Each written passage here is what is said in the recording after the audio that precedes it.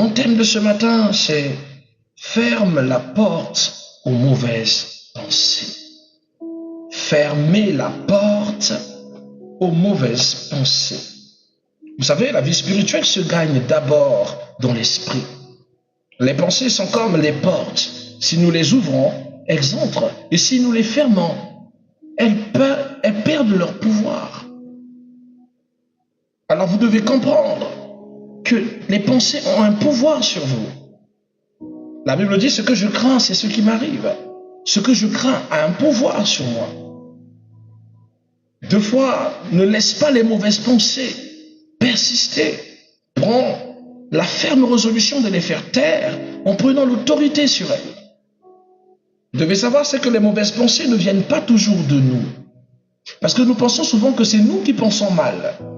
Mais aujourd'hui, je vais te dire que c'est faux. Vous savez, même Jésus a été tenté dans ses pensées. Dans Actes et dans Matthieu chapitre 4, on nous montre, la Bible dit, le tentateur s'approcha et dit. Or que le tentateur, c'est la tentation, c'est dans l'esprit. Avant d'être tenté, avant de commettre l'acte. Nous sommes dans Matthieu chapitre 4, lorsque Jésus sera tenté dans le désert. Le tentateur, Satan, un esprit, est venu pour mettre Jésus à l'épreuve. Souvent, les mauvaises pensées que tu as dans ta tête, ce n'est pas toi. C'est le diable parlant avec le son de ta voix. Il utilise souvent des esprits qu'on appelle par des esprits aggravateurs de problèmes. Des tout petits esprits comme ça qui chuchotent à ton oreille et qui parlent avec ta voix. Et des fois, tu penses que c'est toi, mais tu as conscience que c'est pas toi. Parce qu'il te pose des questions et toi, tu réponds. Et tu fais l'étonner dans ta propre tête. Mais tu n'as pas conscience que c'est pas toi, en fait. Et des fois, tu penses que c'est le Saint-Esprit ou c'est ton sur-toi, ta conscience. Or, ce n'est pas ta conscience. Car ta conscience te consolera. Ta conscience te reprochera d'un mal. Ta conscience te maintiendra sur le droit chemin. Tandis que cet esprit te culpabilisera. Te poussera à avoir toujours de mauvaises réflexions, de mauvaises pensées envers les autres. Des jugements. Il te poussera à voir les autres avec un air très réducteur. Il parle toujours au négatif dans ta tête. C'est là que tu sauras que c'est pas toi. C'est un esprit satanique. Et pour le cas de Jésus, c'était Satan lui-même. Vous devez savoir que les pensées suggèrent ou les pensées suggérées ne sont pas un péché. Le péché commence quand elles sont acceptées et entretenues. Vous avez déjà parlé du pouvoir de l'acceptation. Que ce que vous autorisez, ce que vous acceptez, ce que vous permettez prend vie en vous. Donc, si vous donnez de la valeur à cette pensée va vous emprisonner. Si vous pensez dans votre pensée que vous êtes inefficace, vous le saurez. Si vous pensez dans votre pensée que tout va mal, alors tout ira pour le mal. Parce que la pensée a un pouvoir puissant sur la vie des enfants de Dieu. La deuxième chose que vous devez savoir, c'est que nous avons le devoir de surveiller notre esprit. Nous avons le devoir de surveiller notre esprit. Vous savez, le sage Salomon dit dans Proverbes chapitre 4, 23, il dit « Garde ton cœur plus que toute autre chose, car de lui viennent les sources de vie. » Salomon dit « Garde ton cœur ». Une manière de le préserver de toute mauvaise chose, parce que de ton cœur provient la vie. C'est de ton cœur qui proviennent des réflexions, des désirs, des choses positives comme négatives. Or, l'esprit influence le cœur. Quand il y a un dialogue dans ta tête, ce n'est pas un esprit qui parle à ton esprit, car ton esprit reconnaît que Dieu est seul créateur. Et ton esprit est la conscience des consciences à l'état pur qui ne pêche et ne commet aucune maladresse. Mais malheureusement, ton cœur, c'est ton âme. Et un esprit, quand il vient dans ton corps ou quand il vient à ton oreille, il ne parle pas à ton esprit, il parle à ton âme. He speaks to your soul. Il influence ton âme dans la peur, dans la crainte, afin de créer une porte pour rentrer et l'emprisonner ou le posséder. En Proverbe parle du cœur parce qu'il te dit de le mettre en sécurité car des mauvais esprits voudront toujours blesser votre cœur. Quand le cœur est atteint, tout le corps est paralysé. Quand le cœur n'a plus foi en quoi que ce soit, toute la spiritualité est détruite. Et l'homme en soi, c'est son âme. L'âme est la partie pécheresse du corps. L'âme est la partie profonde du corps. L'âme est la partie pensante du corps. L'âme, c'est vous. Et c'est sans les esprits attaquent ton âme pour te fragiliser. Les mauvaises pensées paralysent ton âme, c'est-à-dire ton cœur. Ça se passe dans la tête, mais ça finit là. Ça se passe ici, mais ça bloque là. Voilà pourquoi tu dois garder ton cœur face aux mauvaises choses, face à tout ce qui peut le troubler, face à tout ce qui peut commencer à germer de mauvaises choses dans ton cœur. Tu dois le mettre en sécurité. Quand tu vois, tu dis, va trop Satanas, arrière de moi Satan. Une manière de repousser ses pensées pour qu'il n'ait pas de l'emprise sur toi. Le cœur ici est le siège des pensées, des émotions et des décisions. Garder son cœur, c'est contrôler l'accès à nos pensées. Vous devez savoir aussi que Dieu nous donne une arme spirituelle pour fermer les portes. Nous avons cette capacité. Et cette arme spirituelle, l'apôtre Paul en parle dans 2 Corinthiens chapitre 10, verset 5. Il nous dit, nous renverserons les raisonnements. On avance un tout petit peu, il dit, et nous emmenons toute pensée captive à l'obéissance de Christ. Fermer la porte aux mauvaises pensées égale ne pas négocier avec elles, mais les capturer et les soumettre à Christ. Qu'est-ce que ça signifie? Ça signifie que lorsque vous êtes face à une mauvaise pensée, ne cédez pas à elle, ne négociez pas avec cette mauvaise pensée, ne trouvez pas d'alternative négative dans votre tête à cautionner cette mauvaise pensée. Opposez-vous à elle radicalement et dites-la, tais-toi, sors, va-t'en. Quand vous prenez l'autorité sur la mauvaise pensée, son emprise s'arrête. Mais le problème, c'est que vous ne savez pas identifier quand il s'agit d'une mauvaise pensée ou si ce n'est pas le cas. Parce que pour la plupart du temps, vous tombez dans l'emprise des mauvaises pensées car ces pensées touchent le plus souvent des petites questions que vous avez dans votre propre esprit. Par exemple, est-il fidèle? M'aime-t-il? Vais-je réussir? Vais-je me marier? Et le diable sait quand poser les mauvaises pensées. Il viendra te dire, il te trompe. Avec ta voix dans ta tête et tu te mets à te poser des questions. Mais comment il peut me tromper? Par quelle manière? Il bouscule ton esprit. Mais parce que ce sont des choses que tu veux savoir. Alors l'esprit satanique qui oriente ses pas te mène au brisement. Je vous disais hier que ce n'est pas Dieu. Quand vous prétendez que non, Dieu m'a révélé qu'il a une copine, ce n'est pas Dieu. L'Esprit de Dieu n'est pas dans la division, il est dans le raccord. L'Esprit de Dieu ne mettra pas ton cœur en disposition de faiblesse pour que le diable y entre. Non.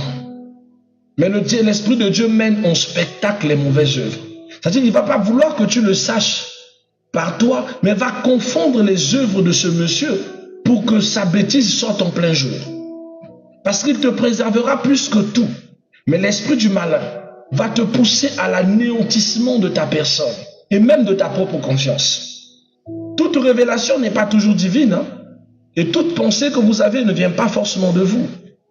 Ça vient de Satan. Alors, interdisez leur emprise radicale pour éviter que vous puissiez perdre en force, perdre en énergie et demeurer dans une quelconque captivité dans votre esprit. Bien-aimé, je parle avec beaucoup de gens. Et psychologiquement parlant, elles ne sont pas bloquées ailleurs, elles sont bloquées dans leur propre tête.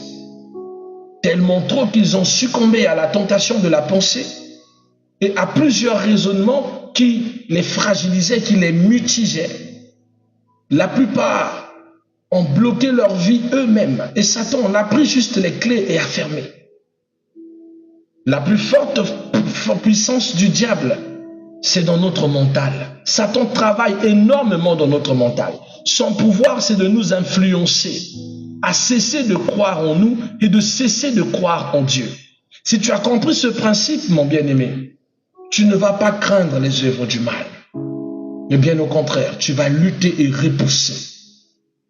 Donc quand tu es face à une mauvaise pensée, sois comme Jésus, qui avait l'habitude de dire arrière de moi Satan. Il chassait les mauvaises pensées. Jésus refusait de se laisser éprendre. Vous devez savoir, c'est que le diable opère souvent par injection de pensée. Pierre était l'objet d'une mauvaise suggestion. Dans Matthieu chapitre 16, verset 23, Pierre a essayé de donner une mauvaise idée à Dieu, à Jésus, histoire de pouvoir jeter le feu à ces gens qui étaient en train d'embêter l'évangile christocentrique à l'époque. Mais Jésus leur répond avec un air puissant, il dit « Arrière de moi, Satan, tu es mon scandale, car tes pensées ne sont pas celles de Dieu. » Il rejette Pierre et les pensées de Pierre, mais en réalité, il chasse Satan qui animait le cœur de Pierre. J'ai envie de dire ceci, mon bien-aimé. Les mauvaises pensées peuvent être suggérées, mais tu dois rejeter leur emprise, coûte que coûte. Ne laisse, j'aime beaucoup ma précieuse reine élue, c'est son mot préféré, les négativités. Ne laisse pas les négativités prendre le dessus sur toi. C'est des mauvaises pensées, elles ne viennent pas de Dieu. Chasse, balai-le de ton esprit. Aujourd'hui, tu auras une mauvaise journée. Va des vétros, Satanas. Ma journée sera spéciale. Je suis la tête et non la queue. Je réussirai. J'irai de tout. Je ferai tout. Et je vais percer. Tu ne pourras pas l'empêcher. Je reprends le contrôle de ma journée. Au nom de Jésus. Et tu vas. Sans crainte, sans peur. Et tu as le contrôle. Mais quand tu cèdes à la mauvaise pensée, bien-aimé, le fait même que tu aies dit ce matin-là, aujourd'hui je serai de mauvaise humeur toute la journée, tu seras de mauvaise humeur. Tu as cassé toute ta journée et tu as empêché peut-être quelqu'un qui devait te saluer. Des fois, tu as empêché même peut-être une bonne personne de te proposer peut-être le mariage. Des fois, on chasse les chances. Vous pensez un matin comme ça, tu te lèves avec un cœur qui ne veut pas saluer les gens, tu penses que c'est normal. C'est un mauvais esprit. C'est juste pour te foiler la face à une bonne opportunité qui t'attend. Et toi, tu dis que non, deux fois c'est comme ça, je me lève, j'ai envie de saluer personne. Tu vas rater des opportunités à cause des pensées sales de Satan. Refuse. Alléluia. Il faut refuser ça.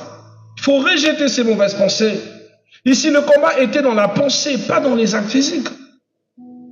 Vous devez apprendre aussi à renouveler vos pensées. Renouveler ses pensées est un acte d'adoration. Dans Romains chapitre 12, verset 2, la Bible nous appelle de ne pas nous conformer au siècle présent, mais plutôt d'être transformés par le renouvellement de l'intelligence. Tu sens des mauvaises pensées, tu renouvelles par de bonnes pensées. Tu renouvelles tes pensées. À chaque fois, pas du tout. Tout va bien, tout se passe bien, tu as menti. Renouvelle tes pensées. Chaque fois, renouvelle de bonnes pensées. Refuse, change les mauvaises en bonnes. Change celles qui te fragilisent en celles qui te fortifient. Change celles qui te discréditent en ce qui te crédifie. C'est important. Quand l'intelligence est renouvelée, alléluia, les mauvaises pensées ne trouvent plus la place. Elles n'ont plus d'accès. Et la transformation devient visible dans votre vie. Une autre chose que vous devez savoir, bien aimé, vous devez être le filtre. Vous-même, autant que chrétien, devenir un filtre à mauvaises pensées. Vous ne devez pas les laisser vous accéder, vous devez les laisser passer. Nos pensées ne doivent passer par aucune forme de voie, par aucune forme d'emprise.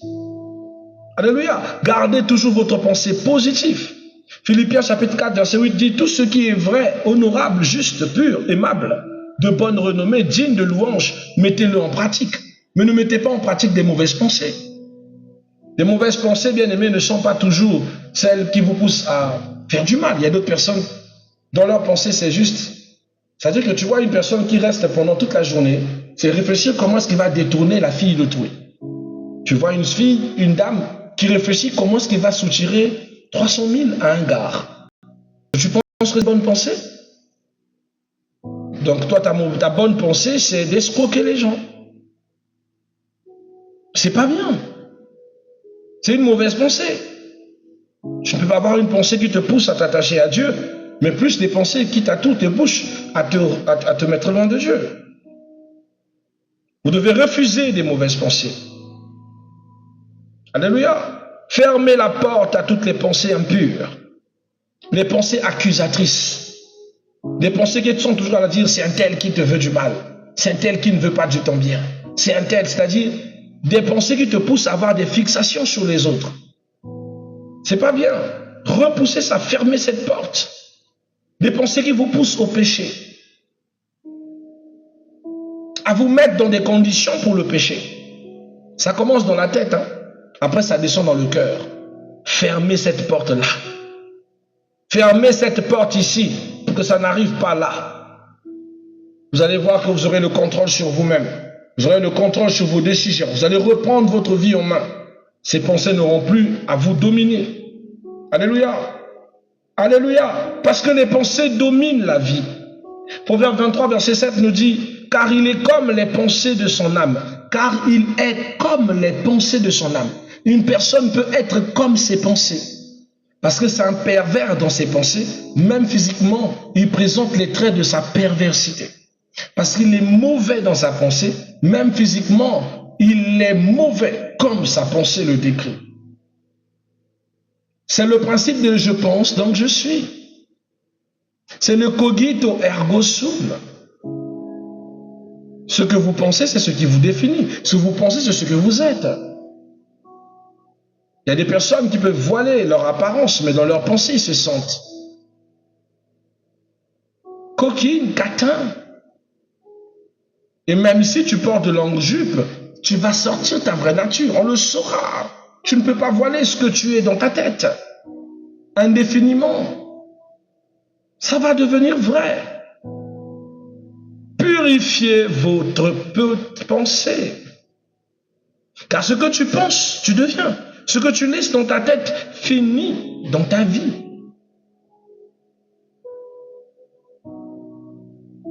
J'ai été choqué cette semaine. 4 déclarations choquantes. Un frère qui m'a partagé un témoignage triste, il m'a dit, l'homme de Dieu, j'ai éduqué cet enfant. Il a pris l'enfant de son épouse, qu'il a éduqué depuis qu'elle avait quasiment 2 ans. L'enfant arrive à 16 ans. Il n'avait aucune mauvaise pensée. Mais tu blagues avec Satan? Satan passe par l'un de ses amis. Un de ses amis qui arrive un jour, il dit, waouh, mais tu as fait grandir une femme qui est là. Mais elle est maintenant une femme, elle est très belle maintenant, hein, ta fille là. La fille de ta femme, oh là là. Tu as vu comment Dieu l'a bénie? Tu as vu comment Dieu l'a fait? Comment tu fais? Comment tu fais pour la regarder et ne pas la voir comme une femme? Regarde, un ami satanique qui vient poser une pensée sale. Quelque chose qui n'avait jamais été dans la tête du frère. Et le frère s'est dit, oh, mais c'est quoi? Il a senti le côté dégueulasse de sa pensée. L'a fait taire, l'a grondé dessus. Et cet ami est parti. Mais tu parles, tu as grondé dessus, tu as fait taire cet ami. Mais cette pensée est restée dans la tête. Il s'est dit, oh, je ne peux jamais avoir ce genre de bassesse de pensée dans ma tête. Erreur. Erreur. Le soir même, lorsqu'il arrive, il trouve cette jeune petite fille qui avait déjà 18 ans à l'époque, en train de faire la lessive, en train de marcher, et il remarque que son regard envers elle vient de changer. Bien aimé, évitez la pensée. Je vous dis, la pensée, c'est quelque chose. Il peut tout changer en vous en un temps record. Lui qui n'avait jamais regardé cette gamine d'une autre manière, ses yeux ont commencé à voir en elle une femme. Et pas n'importe laquelle. une femme séduisante. Ses yeux ont commencé à développer des intentions de voir au-delà du vêtement. Ce monsieur a développé des batailles dans sa tête que vous ne pouvez pas comprendre.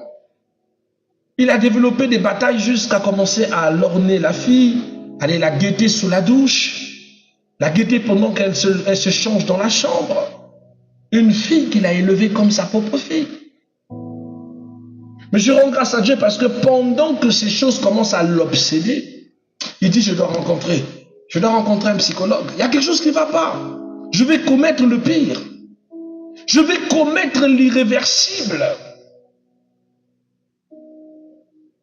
Il va voir un psychologue ici, au Congo, comme il y en a déjà pas assez. Le psychologue le regarde. Mais il n'a pas le courage de lui exprimer l'expérience sale qui se passe dans sa tête. Quelque chose lui dit, si, tu vas peut-être même frôler l'emprisonnement. Alors, il sort de là et il dit, mais je ne vois pas comment je vais me confier chez le monsieur. Et le psy le regarde et lui dit, apparemment, vous avez des problèmes qui sont vraiment dans votre âme et dans votre esprit. Si vous n'avez pas le courage de me parler, prenez ce numéro de téléphone. Ce monsieur est un pasteur, il est apôtre du ministère. Je le connais bien. Et dans l'art de l'esprit et des âmes, c'est un homme fort. Vas-y auprès de lui. Au moins avec lui, peut-être que tu seras rassuré. Parce qu'il ne va pas t'emmener selon le fait de te puiser en connaissance, mais va d'abord te mettre à l'évidence face à ce que tu as dans ta tête et te permettre de te sortir de ce cocon. C'est comme ça que cet homme m'a contacté, nous avons pris contact, nous avons parlé dans mes locaux, dans mon bureau. Lorsque l'Esprit de Dieu nous a orientés dans ces blessures de l'âme. Quand il te parle avec les larmes aux yeux, il dit, j'ai élevé cet enfant, je ne peux pas arriver à ce niveau. Bien aimé, mais lui au moins, il a eu l'alerte de chercher à soigner ce qui se passe dans sa tête. Vous comptez le nombre de personnes qui ont cédé? Le nombre de personnes qui ont laissé cette emprise prendre le dessus? Gloire à Dieu, il a purifié ses pensées. Nous sommes dans cette thérapie encore, mais aujourd'hui, tu le sens plus serein. Il dit non. Depuis, je sens plus cette emprise. C'est une mauvaise impression, cet esprit est dans ta tête et ça continue à te formaliser. Ça continue à pouvoir te projeter des choses.